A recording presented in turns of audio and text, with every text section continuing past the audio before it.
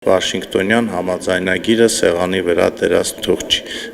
Պարտադիր չի դու հայոյես խփես ծեծես։ Խաղաղություն բերել են մեր զինվորները, երբ որ դուք ասեցիք ում եք տեսնում երկրի ղեկավար, ես ասեցի ինձ եմ տեսնում։ Իհարկե հումոր էր, տեսեք, քանի դեռ կաթողիկոսի աթոռը զբաղեցնում է Գարեգին երկրորդը, իհարկե նա Գարեգին երկրորդ է։ Պարոն Ազարյան, նախ շնորհակալ եմ մեզ ընդունելու եւ հարցազրույցից առաջարկը չմերժելու համար։ Պարոն Ազարյան, հետաքրքիր է ձեր գնահատականը Հայաստանի ներքաղաքական դաշտում տիրող իրավիճակի վերաբերյալ։ Ընդդիմությունը պնդում է, որ Հայաստանի պետականությունը վտանգված է, մինչդեռ իշխանությունը խոսում է խաղաղության դարաշրջանի մասին, ասում է մենք խաղաղություն ենք բերել հայ ժողովրդին, մենք ասելով նկատի ունեմ իրենց իշխանությանն է մեջբերում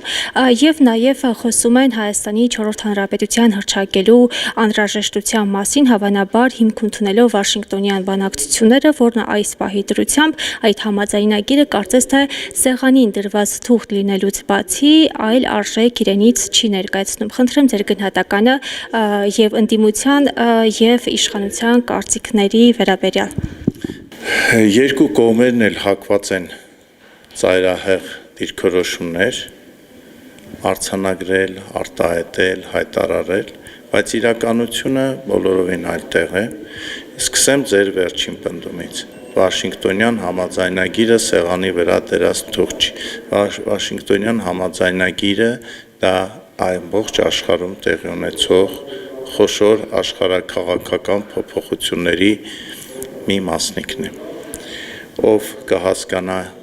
ինչ փոփոխություններ են, ինքը կշահի։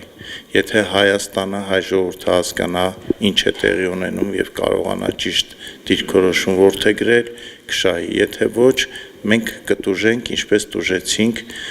մի քանի տարի առաջ եւ տուժեցինք 100 տարի առաջ։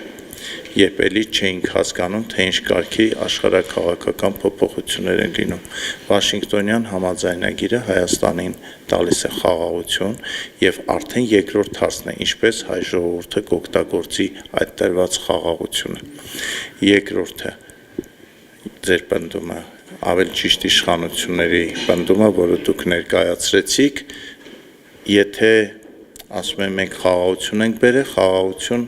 բերել են մեր զինվորները, որոնք կռվեցին 44-օրյա պատերազմում եւ դրանից հետո տեղի ունեցած ճակատամարտերում։ Այդ զինվորները բերեցին խաղաղություն եւ փակեցին պատերազմի դուռը։ Մնում է քաղաքական ուժերը, պետության ղեկավարները կարողանան դեպի ճիշտ ուղղություն տանել մեր երկիրը։ Այն, որ ասում են մեր պետության անկախությունը պետականությունը վտանգված է, ամբողջովին չի համապատասխանում իրականությանը, այդ պնդումները արվում են զուտ ժողովրդի մեջ խուճապ առաջացնելու եւ գործող իշխանությունների վարկանիշը գցելու համար, բայց այդ պնդումների հեղինակները շատ վատ են հոգեբանությունից, իրենք չեն հասկանում, որ նման պնդում անելու դեպքում ակամա օգնում է, որ իշխանությունների վարկանիշը բարձրանա, իրենց վարկանիշը ընկնի, որովհետև ժողովուրդը միշտ այն ուժի կողմն է, ում ընկալում է որպես խաղաղության պաշտպան եւ խաղաղության կողմնակցի։ Տեսնում եք հնարավորություն, որ խաղաղությունը հաստատվի առանց Հայաստանի ազգային շահերի վնասման, առանց ազգային շահերի կորստի։ Դա կախված է մեզնից յուրաքանչյուրից, պետության ղեկավարությունից, եթե ճիշտ վարեն բանակցությունները, ճիշտ քաղաքականություն իրականացնեն, իհարկե հնարավոր է, ուղղակի այստեղ խնդրեմը այնա, թե մենք ինչ ենք հասկանում, երբ որ ասում ենք ազգային շահ, մեկը դա մի այլ կերպ է մեկնաբանում, մյուսը մի այլ կերպ, ուղղակի պետք է այդ ազգային շահն էլ ընդհանուր հայտարարի գանք, թե որն է այդ ընդհանուր շահը։ Այստեղ արդեն ես եթե ասեմ մեր ազգային շահը էսա, մյուսը գալու է ասի չէ, մեր ազգային շահը բոլորովին այլ տեղում է, բայց այստեղ մի ամենակարևոր խնդիրը, որ մեր ժողովուրդը վերջապես գա դեպի իրականություն, դեպի առողջ բանականություն ու տրամաբանություն եւ հասկանա, որ աշխարհում բացի Հայաստանից եւ Ադրբեջանից կան նաեւ այլ ուժեր, այլ հզոր ուժեր եւ այլ պետություններ, այդ թվում շատ ուժեղ պետություններ։ Հայաստանի գործող իշխանության եւ Ադրբեջանի գործող իշխանության պատկերացումները խաղաղության վերաբերյալ նույնն են, որովհետեւ տեսնում ենք, որ Հայաստանի գործող իշխանությունը կարծես թե բաց է բոլոր Ադրբեջանի պահանջների նկատմամբ, ամեն ինչ կատարում է, սահմանադրություն է պատրաստվում փոխել եւ այլն, չնշենք թե ինչի է պատրաստ, բայց մինչդեռ Ադրբեջանի կողմից մենք տեսնում ենք Սևանա Լիչնան Գյոյչա անվանում, Երևանն են Երևան ասում եւ այսպես հայկական շատ տարածքների ադրբեջանական խեղաթյուրված անվանումներով են դիմում։ Ինչպես է այս պարագայում հնարավոր խաղաղություն հաստատել։ Ձեր թվարկածները որևէ կապ չունեն խաղաղության գործընթացի հետ, սա արդեն բոլորովին ուրիշ այլ պատմություն է։ Սա հոգեբանական կռիվ ասեմ, պատերազմ ասեմ, բայց ավելի շատ սա գալիս է երկու ազգերի եւ հայերի եւ ադրբեջանցիների թերարժեքության կոմպլեքսից։ Երկուսն էլ տարբեր պատճառներով ունեն թերարժեքության կոմպլեքս, թերարժեքության համախտանիշ։ Ալիևին թվում է, որ եթե ինքը Սևանա լճին ասի, Սևանա լիճ իր հեղինակությունը կընկնի, բայց ես ձեզ մի բան էլ ասեմ, որ այն հատվածում, երբ որ նա դիմում է ադրբեջանցի ակադեմիկոսներին եւ այդ հատվածում սկսում է խոսել Սևանա լճի անվանման մասին եւ թե ինչպիսին պետք է լինի Սևանա լճի անվանումը եւ այլն, ադրբեջանական պաշտոնական էջերում ելույթում այդ հատվածը չկա։ Այսինքն, երբ որ դուք միջազգային հանրությանը ասեք, որ Ալիևը այսպիսի տեսակետ ունի, Ադրբեջանն է կասի պաշտոնական փաստաթղթերում նման ոչ մի բան չկա։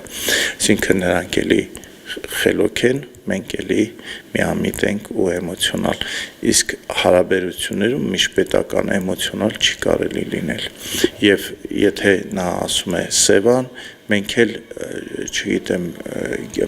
Կիրովաբադին, Գյանջային ասում ենք Գանձակ, իրենք ասում են Թովուս, մենք ասում ենք Տավուշ։ Դա միշտ է լինելու է, 100 տարի հետո էլ նույնը լինելու եւ մենք ասում ենք Նախիջևան, իրենք ասում են Նախճեվան։ Դա բան չի, այն խնդիրը չի, որը ազդի խաղաղության գործընթացի վրա։ Իսկ ամենակարևորը, որ այս խաղաղության գործընթացի արդյունքում մեր սահմանում կանանց տղերքը չեն զոհվում թշնամու կրակոցներից եւ սա հիմք է, որ արդեն պետության վրա ճիշտ քաղաքականության պայմաններում շատ խոշոր ընկերություններ Հայաստանում ներդրումներ անեն, որը կօգնի մարդկանց ավելի լավ ապրել, իրենց ավելի լավ զգալ, Հայաստանն էլ ավելի ամուր ու հզոր երկիր լինի։ Այսինքն գտնում եք, որ գործող իշխանությունը ճիշտ արդյունավետ քաղաքականություն է վարում եւ դուք այլընտրանքային հստակ այլ ճանապարհներ չունեք առաջարկելու, ճիշտ են գնում, ճիշտ ուղղությամբ են գնում։ Ոչ միայն ես, այլ որևէ մեկը չունի այլ ճանապարհ առաջարկելու եւ եթե ասում են, որ մենք համաձայն չենք այս քաղաքականությանը, իրենք չեն ասում, իսկ իրենք ինչ կանեն։ Իրենք մենակ ասում են, ով քննադատում է, ասում են մենք արժանապատիվ խաղաղության կողմնակից են, բայց երբ որ ասենք դե բացեք արժանապատիվ խաղաղությունը ինչպիսին է լինելու, իրենք լռում են, որովհետև չունեն ասելու ոչ մի բան։ Եվ գիտեք, հիմա ես էլ կարող եմ ինձ դնել անտեղյակի տեղ եւ ձևացնեմ, որ չի եղել 44 օրյա պատերազմը, չի եղել դրան հաջորդող իրադարձությունները, չեմ տեսել, թե ինչպիսի արձագանք ունեն աշխարհի պետությունները այդ ամեն ինչին ու գամ ու սկսեմ ինչ-որ անհեթեթություններ դուրս տամ եւ եթե իշխանության հայտնվեմ նույն այդ անհեթեթությունները դուրս տամ ու որի արդյունքը կամ հետևանքը լինի նոր աղետները, դե հիմա եթե դա է առողջ բանականությունը, հիմա աշխարհի որևէ երկրի, որևէ կազմակերպության հետաքրքիր չի բացարձակ, թե պատմականորեն, թե 1000 կամ 500 տարի առաջ կամ 4000 տարի առաջ Հայաստանի Հանրապետության սահմաններից դուրս գտնվող որևէ տարածք մեծ հայքի կազմով եղել է, թե չի եղել։ Դա որևէ մեկին բացի մեզնից չի հետաքրքրում։ Եվ մենք էլ չունենք այն տնտեսական եւ ռազմական ուժը, որը ունի գոնե Ռուսաստանը կամ Թուրքիան, որ գոնե տարածաշրջանի երկրներին պարտադրենք մեր կամքը։ Դա մենք չունենք։ Եթե սկսենք ասել, թե դա ունենք կամ կարող ենք ունենալ առաջիկա 10, 20, 30 տարում, դա էլի կլինի խաբել ժողովրդին։ Եթե մենք դա չունենք, նշանակում է մենք պետք է ապրենք այնպես, ինչպես հայկական ասացվածքն է ասում, որ ոտքերը պետք է մեկնել վերմակի չափով։ Կա ձևավորված հանրային կարծիք, որ ընդդիմություն իշխանություն բաժանված է կեղծ արհեստական հակադրության, ում շահից է դա բխում եւ դուք ինչպես եք տեսնում քաղաքական առողջ մրցակցություն։ Չկա նման բան, դա միշտ ես քաղաքականությունում հայտնվել եմ շատ վաղուց եւ միշտ այդ արտահայտությունը լսել եմ, կապ չունի ով ա եղել նախագահ Լևոն Տեր-Պետրոսյանը, Ռոբերտ Քոչարյանը, Սերժ Սարգսյանը, թե հիմա վարչապետը Նիկոլ Փաշինյան։ Միշտ այդպիսի ասողներ կան, գիտեք դրանք ովքեր են, այն որ իրենց արդարացնում են, թե ինչի իրենք ոչ մի բանի չեն խառնվում, ոչ մի բան չեն անում, ասում են, ադե դրանք բոլորը մեկ են, նույնն են, ոչ այդպիսի բան չկա, իրական պայքար է, իրական տարբեր ձևի քաղաքական ուժեր են, բայց մարդկանց մոտ ինչ-որ մեկը ներդրել է այն միտքը, որ եթե ես եւ ասենք դիմացինը նույն քաղաքական ուժի չենք, անպայման պետք է նիստի ժամանակ իրար ծեծենք, հայոյենք, փողոցում հանդիպելիս դանակներով իրար խփել։ Դա նորից հերթական անգամ գալիս է նրանից, որ մենք որպես անկախ պետություն փորձը դեռ շատ քիչ է այդ փորձը եւ մենք նոր պետք է սովորենք, որ կարելի է ունենալ ամբողջովին հակադիր կարծիք, բայց այդ քաղաքակիրթ ձևով իր միմյանց հետ շփվել, բացատրել, կարծիքը պնդել։ Դրա համար, երբ որ տեսնում են հանձնաժողովի նիստում կամ լիագումար նիստում, ինչ-որ հանգիստ իրար հետ զրուցում են, քննարկում են, ասում են, բա չէինք ասում, որ դրանք նույնն են։ Այդ պետք է մեր ժողովրդից դուրս գա, որ եթե դու ունես հակադիր կարծիք, պարտադիր չի դու հայոյես, խփես, ծեծես։ Շատերը նաև ձեզ են թիրախավորում, ասում են ընդդիմադիր դաշտից է ներկայանում, սակայն սերտ հարաբերություններ է պահպանում իշխանության ներկայացուցիչների հետ, գործում է, խոսում է այս իշխանության։ Դուք ինչպես եք սա բացատրում, ինչով է այս կարծիքը պայմանավորված։ Ամենը ասեմ, ես գործում եմ, ապրում եմ միայն իշա մեր պետության ու մեր ազգի։ Ես գործում եմ միայն, որ մեր տղերքի թափված արյունը